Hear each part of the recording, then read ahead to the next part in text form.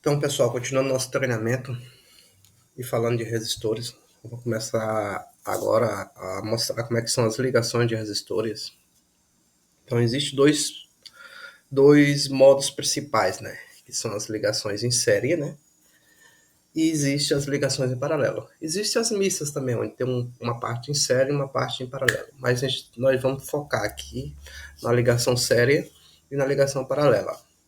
Então, observe que para mim fazer uma ligação em série, o caminho da corrente elétrica vai ser o mesmo o tempo todo. Então ele sai de um ponto de referência, ele contorna todo esse caminho até chegar no segundo ponto, certo?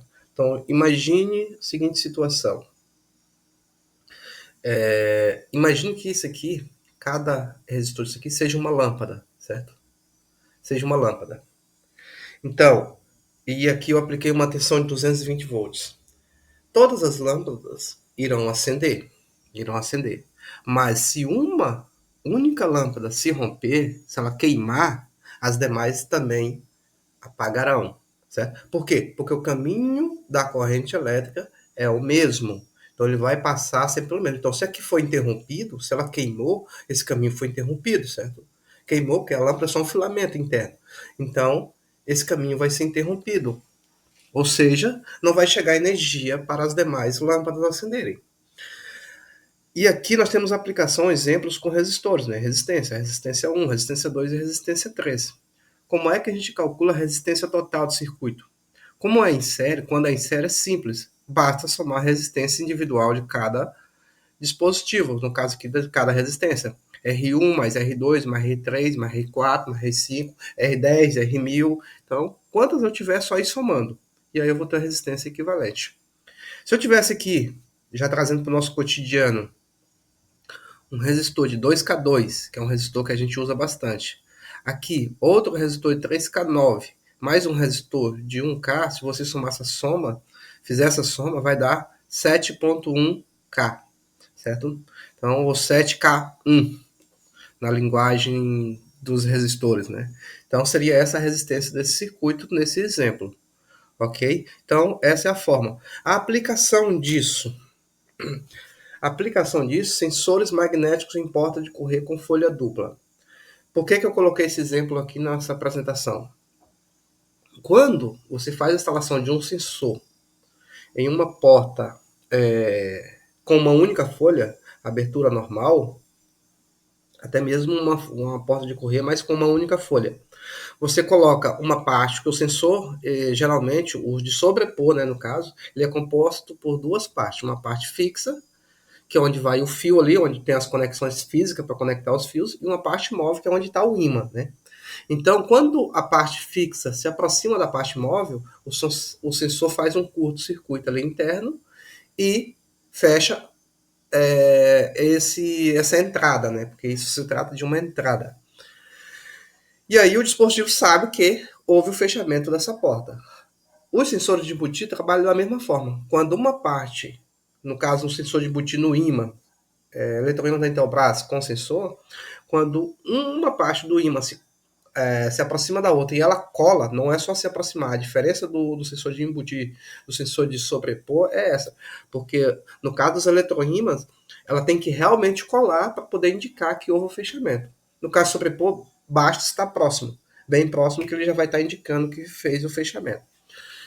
Então, dessa forma, o que acontece? Eu tenho as duas folhas, uma porta com duas folhas, eu tenho dois eletroímãs, certo? Eu sou obrigado a colocar dois eletroímãs, a não sei que eu faça um arranjo técnico bem bolado para poder isso funcionar com um único eletroímã. Mas no geral são dois eletroímãs. O que vai acontecer? Vai ter que ter dois sensores também. E os dois sensores, eles são os dois normal aberto. Então agora imagine se eu ligar eles em paralelo, ali. As duas pernas ali em paralelo e na entrada em paralelo. Se porventura alguém passar nessa porta e abrir somente uma folha, a outra folha vai permanecer fechada, indicando que a porta está fechada. É como se não tivesse havido a abertura da porta. Então, para isso, eu preciso ligar os dois resistores em séries.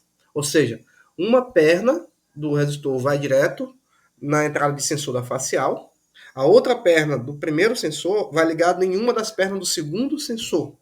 Ou seja, eu estou fazendo um único caminho para a corrente elétrica.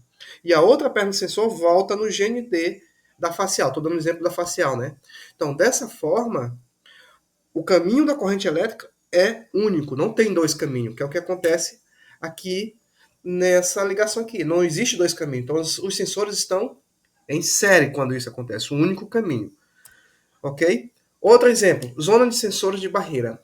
Às vezes, na instalação de centrais de alarme, você não tem mais zona de alarme disponível. E você precisa ligar duas barreiras, às vezes até três. Você escolhe lá duas ou três, às vezes no mesmo ambiente também acontece isso. E até porque isso tudo tem custos, né? E aí você é necessário fazer essa junção de duas barreiras para disparar o mesmo ponto. E aí, nesse caso, tanto uma quanto a outra que disparar, qualquer uma das duas, elas vão informar para a central que é o mesmo ponto. Como é que a gente faz isso? Através da ligação série. Quando você faz a ligação série, o caminho da corrente elétrica é o mesmo, o fio é o mesmo. Ou seja, qualquer uma que abrir o seu contato, ela vai indicar que houve a abertura dessa zona. Outra situação que é utilizada são quando temos módulos de intertravamento. Uma situação bem similar. Cada porta tem o seu sensor. Módulos da PPA, um exemplo clássico. Cada porta tem o seu sensor, vamos supor que é um intertravamento entre 4 portas. Todos os fios de todos os sensores chegam no mesmo ponto no módulo, vamos supor, e aí o que você vai fazer? Vai ter que fazer uma cascata de um para o outro, né? Vai pegar a perna de um, conectar na perna do outro, essa perna conectar no outro, a outra perna no outro, e tem que sobrar só duas pernas para conectar no módulo. E aí o caminho da corrente elétrica vai ser um só. Ele tem que ter um único caminho. Se eu tiver mais do que um caminho, não vai funcionar corretamente. Então o caminho tem que ser único, ok? Vamos para a ligação paralelo agora. Essa, em termos de cálculo, é um pouco mais difícil. Mas é o que a maioria faz no dia a dia. Toda hora o pessoal sabe o que fazer quando se trata de uma ligação em paralelo. Agora eu vou dar o mesmo exemplo da lâmpada. Imagine que aqui no meu E seja uma fonte de energia 220 volts e eu tenho 3 lâmpadas ligadas em paralelo. Ou seja, o caminho da corrente elétrica vai ter 3 caminhos diferentes. Então imagine que essa última lâmpada aqui, ó, a RN, queimou. Se ela queimou, essas outras duas lâmpadas aqui vão continuar funcionando normalmente. Por que que vai acontecer isso?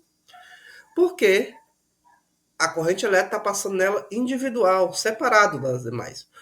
A resistência do circuito aqui para a fonte de energia é diferente, certo? Porque tu queimou uma resistência, tu tirou uma resistência do circuito, mas todos eles continuarão funcionando.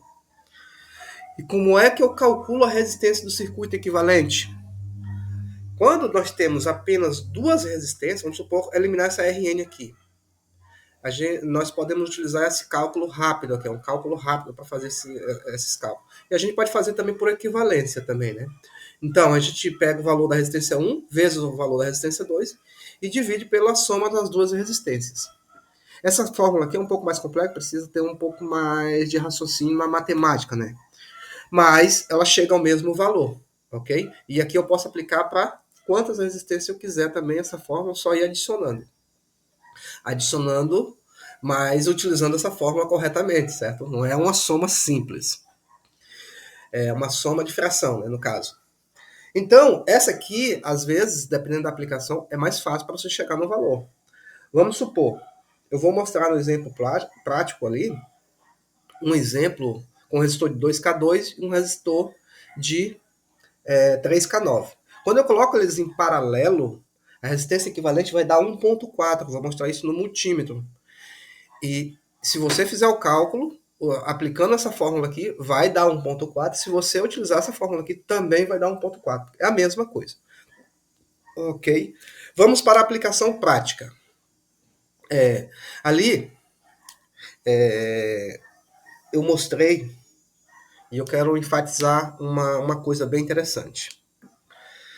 Quando o meu dispositivo, a entrada dele é um comando fechado, eu sou obrigado a usar contatos normal fechado e ligados em série.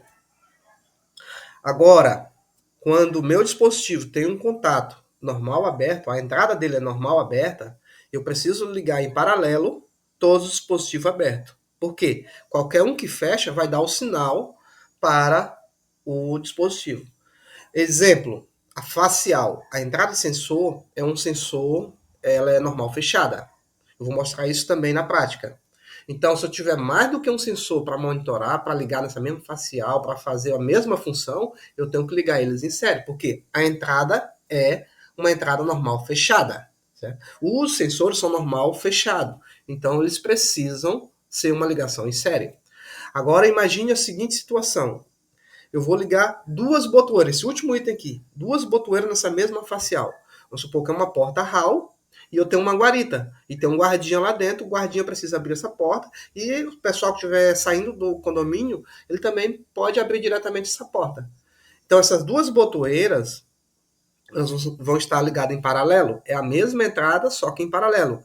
Qualquer uma das duas que for pressionada, ela vai fechar um curto e fazer a liberação da porta lá para o usuário, ok?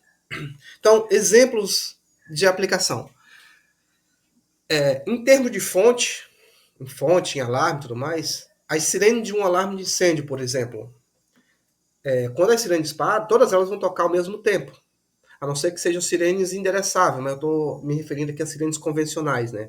Elas são ligadas todas na mesma saída, todas na mesma saída, e elas são acionadas todas ao mesmo tempo. Então elas estão ligadas no mesmo circuito, como se fosse o exemplo da lâmpada que eu dei ali. Então elas estão todas em paralelo no circuito. Outro exemplo bem clássico é a alimentação de câmeras. Você liga no sistema 8 câmeras, geralmente é isso que a gente faz na Protec, numa fonte de 5 amperes. A alimentação das 8 câmeras estão no mesmo borne ali de positivo e negativo da fonte. Elas estão em paralelo. Outra utilização, fotocélulas em portões eletrônicos. O contato vindo da fotocélula. Ele geralmente, esse contato ele é um contato normal aberto, que é utilizado nas fotocélulas, e eu preciso ligar uma fotocélula interna e outra externa. Então, como a entrada de fotocélula, na maioria das centrais, na maioria, porque existe algumas particularidades que você consegue configurar para ele ser normal aberto ou normal fechado, e existe alguns fabricantes também que fazem ela como normal fechado. Mas o que nós trabalhamos no dia a dia, portões da PPA, portões da Enterprise, os da PPA, as novas centrais, já permitem também fazer ela um circuito com a entrada da fotocélula fechada, né? Mas ela, por fábrica, ela vem aberta ainda. Então, como é aberto, se eu tenho que adicionar 2, 3 fotocélulas, todas elas são em paralelo. Qualquer uma que for obstruída e ela fechar o contato, ela vai fazer um curto e a central vai entender que não pode mais fechar o portão. Ok?